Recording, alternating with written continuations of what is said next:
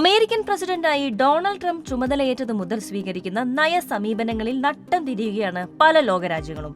ഇന്ത്യയടക്കം വിവിധ രാജ്യങ്ങളുടെ ഉൽപ്പന്നങ്ങൾക്ക് മേൽ ചുമത്തിയ അധിക തീരുവ, കുടിയേറ്റ നിയന്ത്രണങ്ങൾ എന്നിവ പല രാജ്യങ്ങളുടെയും സമ്പദ്ഘടനയിൽ പോലും പ്രതിഫലിക്കുന്നവയായിരുന്നു.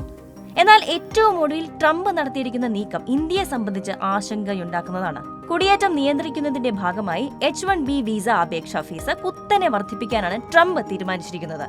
$1,00,000 ആണ് പുതുക്കിയ ഫീസ്, അതായത് ഏകദേശം 90 ലക്ഷം ഇന്ത്യൻ രൂപ. ട്രംപിന്റെ ഉത്തരവിന് പിന്നാലെ US വാണിജ്യ സെക്രട്ടറി ഹൊവാർഡ് ലുട്നിക് ഈ നീക്കത്തെ പിന്തുണച്ച് രംഗത്തു വന്നു. US കമ്പനികൾ കൂടുതൽ അമേരിക്കൻ പ്രതിഭകളെ നിയമിക്കുന്നത് ഉറപ്പാക്കുന്നതിനൊപ്പം നിലവിലുള്ള പല വിദേശ തൊഴിലാളികളെയും അവരുടെ മാതൃരാജ്യങ്ങളിലേക്ക് തിരിച്ചയക്കുമെന്നായിരുന്നു വാണിജ്യ സെക്രട്ടറിയുടെ പ്രതികരണം. ഇത് നടപ്പിലായാൽ ഏറ്റവും ഉയർന്ന പ്രതിഭാവിലാസമുള്ള വ്യക്തികളെ മാത്രമേ US സ്വീകരിക്കേണ്ടി വരികയുള്ളൂവെന്നും അദ്ദേഹം കൂട്ടിച്ചേർത്തു. H-1B വിസയ്ക്കായി അപേക്ഷിക്കുന്നവരിൽ ഏറ്റവും മുന്നിൽ നിൽക്കുന്നത് ഇന്ത്യക്കാരാണെന്നതാണ് പ്രത്യേകം ചൂണ്ടിക്കാണിക്കപ്പെടുന്നത്. അതിനാൽ തന്നെ ഈ നീക്കം ഏറ്റവും ബാധിക്കുക ഇന്ത്യക്കാരെ തന്നെയായിരിക്കും. എങ്ങനെയൊക്കെ ഇന്ത്യയെ ട്രംപിന്റെ നീക്കം ബാധിക്കുമെന്നാണ് അറിയേണ്ടതും. US ജോലി ചെയ്യാൻ വിദേശികൾക്ക് അനുവദിക്കുന്ന ഒരു വിസയാണ് H-1B. ഇന്ത്യക്കാർക്ക് വേണ്ടിയുള്ള വിസയാണ് H-1B വിസ എന്ന ഒരു പറച്ചിൽ പോലും പൊതുവെയുണ്ട്. 3 വർഷത്തെ കാലാവധിയാണ് H-1Bക്കുള്ളത്. ഇത് നീട്ടാൻ സാധിക്കുകയും ചെയ്യും.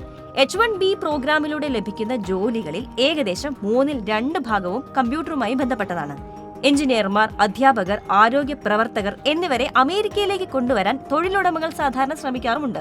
എന്നാൽ ഇനി അമേരിക്കക്കാരുടെ ജോലി തട്ടിയെടുക്കാൻ ആർക്കും പെട്ടെന്ന് സാധിക്കില്ലെന്നും ജോലി അവസരം അമേരിക്കൻ ജനതയ്ക്ക് തന്നെ ഉറപ്പാക്കുകയാണ് ലക്ഷ്യമെന്നും പ്രഖ്യാപിച്ചുകൊണ്ടാണ് ഇത് സംബന്ധിച്ചുള്ള ഉത്തരവിൽ ട്രംപ് ഒപ്പുവെച്ചത്. ഇതുകൂടാതെ മറ്റൊരു പ്രഖ്യാപനവും വൈറ്റ് ഹൌസിൽ നിന്ന് വന്നിട്ടുണ്ട്.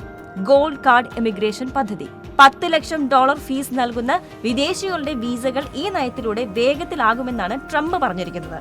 വ്യക്തികൾക്ക് $10 ലക്ഷം, ബിസിനസ്സുകാർക്ക് $20 ലക്ഷം ഗോൾഡ് കാർഡ് വിസ പദ്ധതിക്ക് ഫീസ് നിശ്ചയിച്ചിരിക്കുന്നത്. ഉയർത്തിയ ഫീസ് ഈടാക്കാൻ തുടങ്ങിയാൽ ആയിരക്കണക്കിന് വരുന്ന ഇന്ത്യൻ ടെക് തൊഴിലാളികൾക്ക് വിസയുടെ പുതുക്കൽ ഘട്ടം എത്തിയാൽ ചിലവ് താങ്ങാൻ പറ്റാതെ ആയേക്കാമെന്നാണ് ചൂണ്ടിക്കാണിക്കുന്നത്. തൊഴിലുടമകൾ H-1B ജീവനക്കാരെ, പ്രത്യേകിച്ച് പ്രൊഫഷണൽ കരിയറുമായി മുന്നോട്ടു പോകാൻ ആഗ്രഹിക്കുന്ന തുടക്കക്കാരെ സ്പോൺസർ ചെയ്യാനോ രാജ്യത്ത് നിലനിർത്താനോ മടിച്ചേക്കാം. ചിലർക്ക് മടങ്ങി പോകേണ്ടി വരികയോ മറ്റ് രാജ്യങ്ങളിലേക്ക് ചേക്കേറാൻ ശ്രമം നടത്തേണ്ടി വരികയോ ചെയ്യുമെന്നും പറയപ്പെടുന്നു. H-1B വിസ ഉടമകളിൽ 70% ഇന്ത്യക്കാരാണ് എന്നതിനാൽ ഈ നിയന്ത്രണങ്ങൾ അമേരിക്കയിലെ ഇന്ത്യൻ പ്രവാസികൾക്ക്, പ്രത്യേകിച്ച് ടെക്കികൾക്ക് ദോഷകരമാകുമെന്ന ആശങ്ക ശക്തമാണ്. കഴിഞ്ഞ വർഷം H-1B വിസകളുടെ ഏറ്റവും വലിയ ഗുണഭോക്താക്കൾ ഇന്ത്യക്കാരായിരുന്നു. ഈ വിസകളുടെ അംഗീകൃത ഗുണഭോക്താക്കളിൽ 71% പേരും ഇന്ത്യക്കാർ തന്നെ.